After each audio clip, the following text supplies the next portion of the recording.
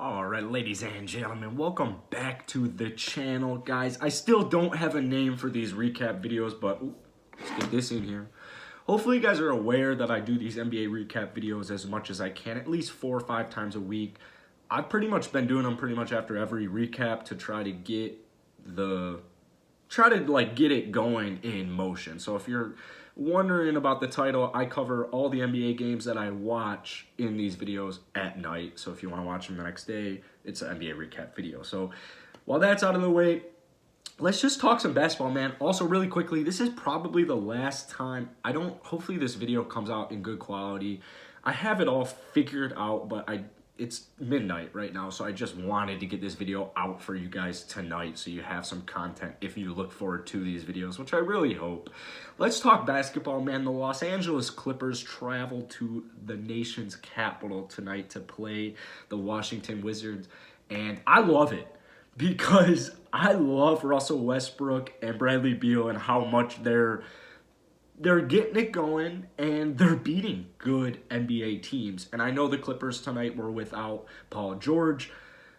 Honestly, guys, the last few games have me wondering about the Clippers. They need to piece it together. I believe they have I really believe they have good enough NBA final talent. Terrence Mann showed up tonight. Like, he's a good young piece as well. They have skill. But for me, I don't know, man. I just view them as pretending contenders. We saw it last season in the playoffs. We see it pretty much every game late in the Clippers. Ty Lue's the coach now. I miss Doc Rivers. I think that was a really foolish idea with the Clippers. But basically, if you haven't watched a Clippers game in the last couple of minutes, it's pretty much just iso ball between Kawhi and Paul George. Now, they're two incredible basketball players, so that's not a huge issue. The thing is if they're both off, if one of them's off, they're at a disadvantage. If they're both on, no one's beating them. But if they're both off, they're fucked. They're just completely screwed. And I get they have scoring talent. But, dude, with the talent on this team, I get they're 24-14, which is a great record considering the injuries they've had this season. But hopefully with this break, they can get healthy, piece it together for the second half, and make a deep playoff run because they've got that veteran presence, that veteran leadership on this team that you could never count off the Clippers. Even if they were slightly below 500, I would still be like, well, come playoff time, this is a good team. So we'll see, man, but they've got to sway away from iso ball. They really need to figure something out. Just figure anything out other than iso ball because it's just too hit or miss. You're not going to win a championship playing iso ball between two players. That's not how it's done. So, unfortunately, tonight, the NBA slate was completely loaded. It's the last game before All-Star Weekend, and I had a podcast. It's my second to last day before spring break, so I didn't watch too many basketball games. The Celtics got a great win against the Raptors tonight. Raptors have been relatively beat up for quite some time now, but Kemba Walker, I love it. I absolutely love it. I just talked about him for a couple of minutes in my other recap last night or 2 nights ago, whenever the Celtics played last, but I think Kemba Walker's the most important part of this lineup. Tatum and Brown, they've been struggling, but Kemba Walker, he's that third option that no team really has, or very few teams have, I should say.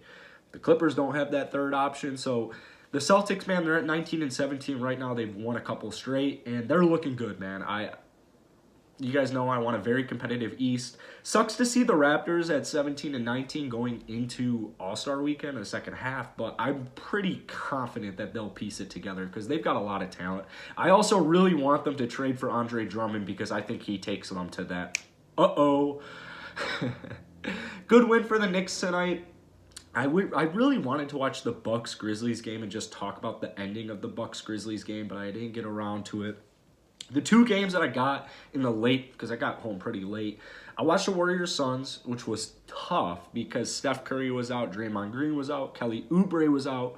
But if you're an OG fan, you know the Warriors. If I had to rank my teams, I'd go Rockets, Bulls, Warriors, and I love the Warriors. I watched them. I watched pretty much every single Warriors game last season. I don't know why, because, no Clay, no Steph.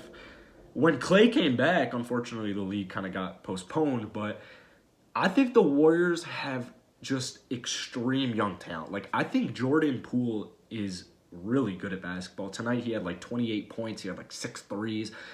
I think he's great, and I think he's a great bench piece for this team. I wish they were like not 19 and 17, man. I wish they had Klay Thompson and that they were like a top 4 team in the West. I understand they're still a great team. Any team with Steph Curry you should watch out for, but it's just different without Klay because I love Wiggins, I love Oubre, I love Wiseman, I love the Warriors team, and it sucks so much that Klay Thompson was got injured. But unfortunately, I mean, the Warriors sat a lot of guys for rest tonight. It makes sense. Nico Mannion, man. I think Nico Mannion's dope. He didn't have a great shooting night. I'm pretty sure it was his first NBA start. Oh, whoops. Pretty sure it was his first NBA start. I think he still had like 9 points. They had like 4 rebounds, 6 assists. He had an all-around decent game. But I think Nico Mannion's dope as fuck, man. He's really cool. I remember watching this cat in college. I think he's sick.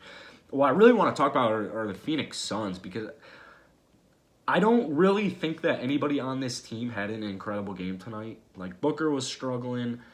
I think the Suns are, and we're all starting to kind of see it now, because they got off to a slow start. And everyone, the whole league was like, well, they have Chris Paul, Devin Booker, and DeAndre Ayton. That's 3 good pieces right there. Give them time, they'll piece it together. And that's exactly what they've done. They're just all around a good NBA team. Campaign, bro.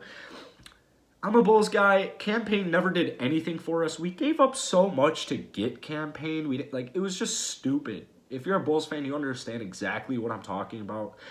I still like Campaign, and I want him to do well. His tenure in the Bulls was extremely disappointing, and that's honestly like an understatement.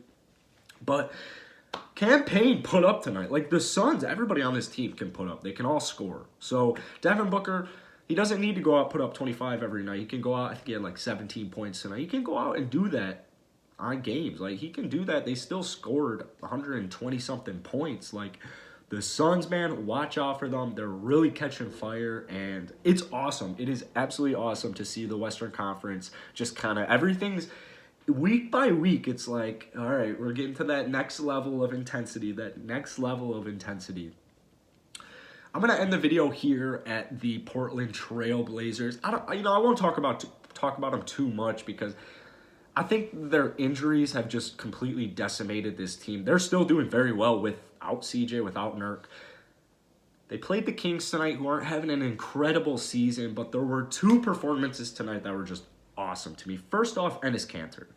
Enes Kanter's on a fantasy team. He has been so clutch. Like, he is a walking double-double for this team. Enes Kanter, a couple of years ago, he's a good player, huge defensive liability. He's not worth it. He's 15-minute type of player.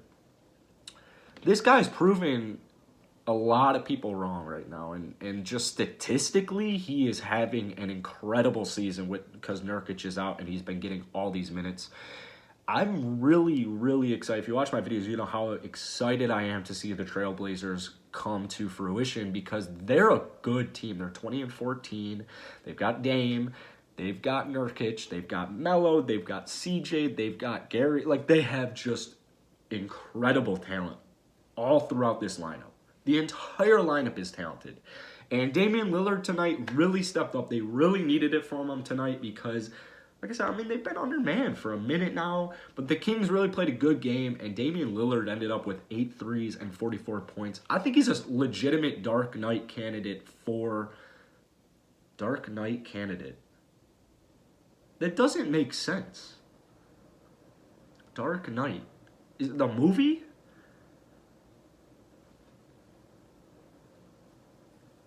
He's a dark horse candidate, bro. It's late, man. I'm sorry. I knew Dark Knight, like, what, watching a movie? Is it movie night? It is Thursday night. It is movie night, but we're talking about Damian Lillard. I think he's a legitimate case for MVP. Super, super, super underrated dark horse. And this happens every year, but this year, like, the trail, like, we saw CJ and Nurk, man. They've been doing just such a good job. Dame has been having just an incredible season, and I don't want to sit back here and talk about Dame the whole time because everybody knows how good Damian Lillard is. Everyone knows Damian Lillard should be an MVP candidate most seasons, especially like this season, bro. I I'm so excited to watch Damian Lillard and just every NBA team for the rest of the second half. So let me know who you guys think is a good.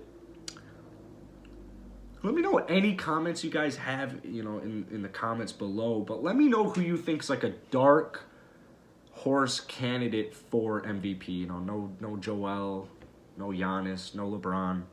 Let me know who your dark horse candidate is for MVP. Hit the like button, hit the subscribe button. They really help me out, guys. And I will see you tomorrow, man. I can't wait.